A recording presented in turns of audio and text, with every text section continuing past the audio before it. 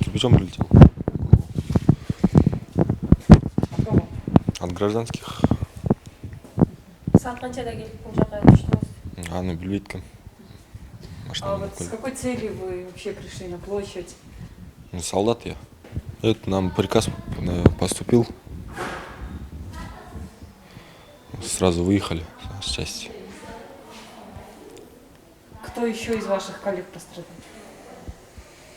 Я не знаю даже. Как долго вы простояли там? Где-то, наверное, полчаса стояли, держали. Какую территорию? По Орузбекова, Бокомбаева. А потом вы сразу приехали сюда, да? Как вы себя сейчас чувствуете? Нормально.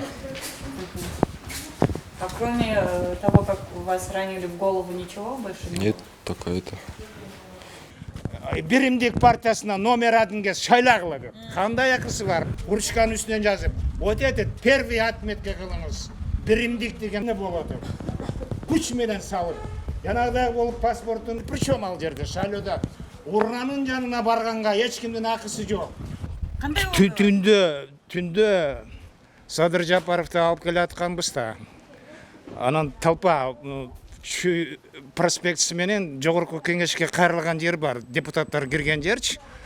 Общественный приемный жакка кайрылган. Вот ошол жерден биз түшүп мындай кетип атсак, эл көп.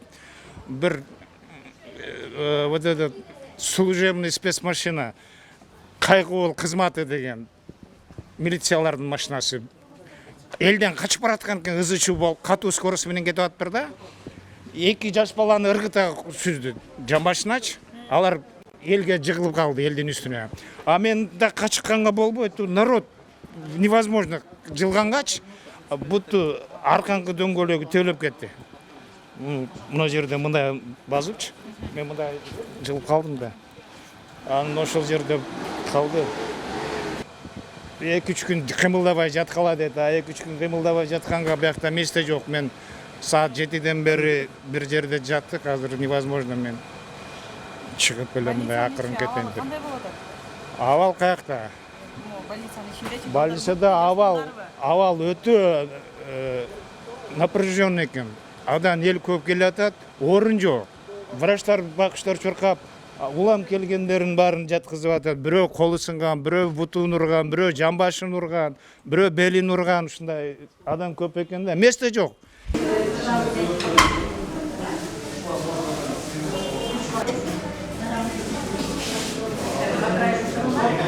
Тиякта балдарың таппай жок?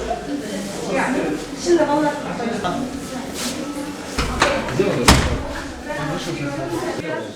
Жак смотровойда, бәрі кірген болбойт та. Жақта тартпайсың.